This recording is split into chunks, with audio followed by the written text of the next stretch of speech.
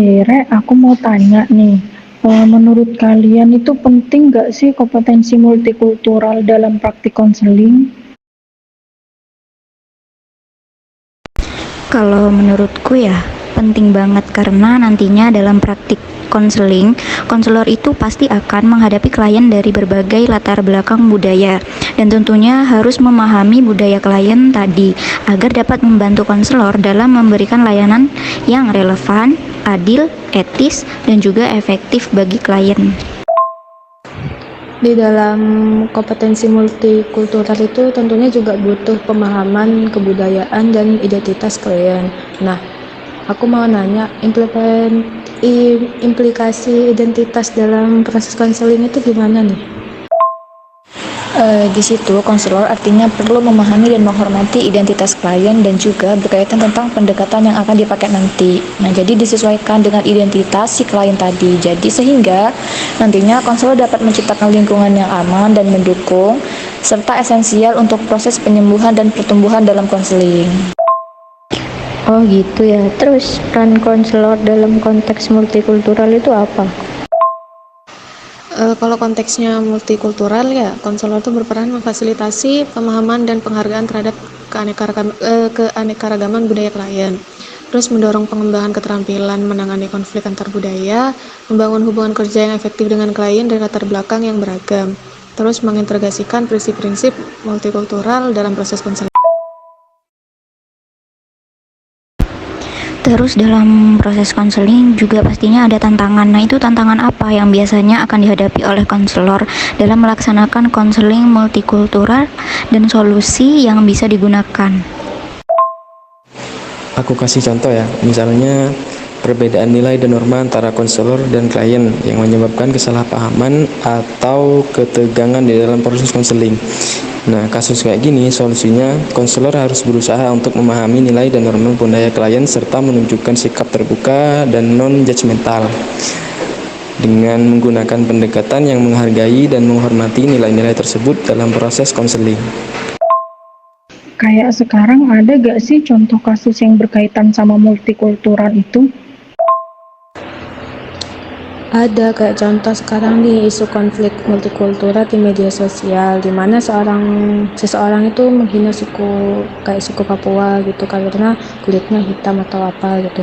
Dalam kasus ini tuh bisa pakai pendekatan hukum dan multikultural tentang toleransi dan penghargaan terhadap perbedaan budaya dapat menjadi solusi. Terus selain itu ada gak kasus lain yang misal kayak kasus konseling dengan berbagai latar belakang kebudayaan?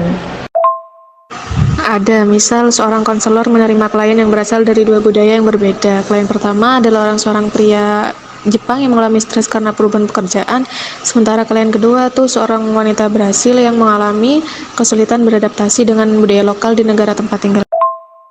Oh, terus itu pendekatan yang cocok pakai apa?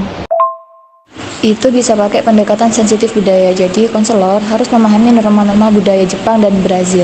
Misalnya, dalam budaya Jepang, mengekspresikan emosi secara terbuka dianggap kurang sopan. Sementara dalam budaya Brazil, orang cenderung lebih ekspresif. Konselor dapat mengajukan pertanyaan memahami perasaan dan pengalaman klien tanpa mengabaikan norma-norma budaya tadi. Iya benar, terus itu pakai komunikasi nonverbal karena konselor harus memperhatikan bahasa tubuh dan ekspresi wajah klien. Misalnya nih, kalau di Jepang senyuman dapat berarti berbagai hal termasuk ketidaksetujuan. Jadi konselor perlu memahami konteks dan menghindari kesalahan interpretasi. Jadi konselor harus menghargai perbedaan budaya dan mengakui pengalaman klien. Terus contoh lain, misalnya di klien dari Brazil, ya, mungkin merasa kesepian karena perbedaan budaya, dan klien Jepang mungkin merasa tertekan oleh tuntutan pekerjaan yang berbeda.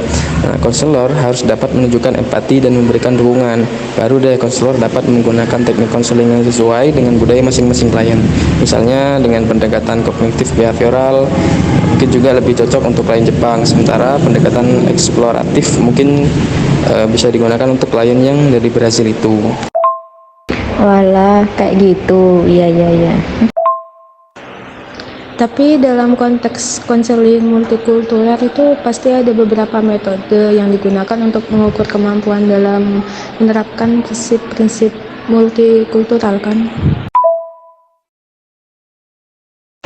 Ada, contohnya metode yang relevan studi eksploratif, yang dimana langkah ini melibatkan pemahaman mendalam tentang kondisi lapangan dan kebutuhan konseli, penyusunan program layanan konseli multibudaya dan validasi, yang dimana ini setelah pemahaman awal, konselor mengembangkan program layanan konseling multibudaya, dan yang terakhir itu verifikasi serta validasi.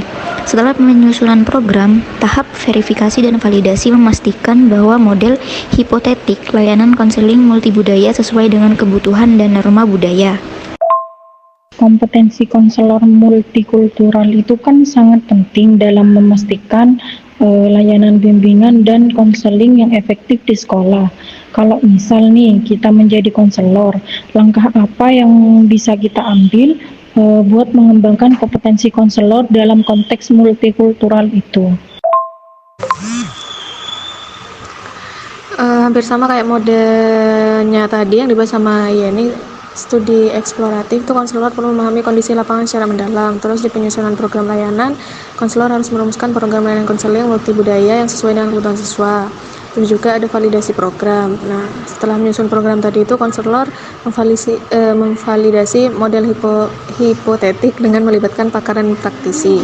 Ini memastikan bahwa layanan konseling multibudaya memadai dan efektif. Terus konselor harus memiliki kepekaan budaya dan memahami latar belakang budaya konseli. Selain itu konselor harus menguasai kemampuan komunikasi dengan baik dalam memberikan bantuan. Terus layanan konseling juga bisa dilaksanakan dengan persatuan dalam perbedaan. Tujuannya adalah mencapai harmoni dan keberagaman. Kita kalau mau baca-baca tentang konseling multikultural itu di mana aja selain di internet?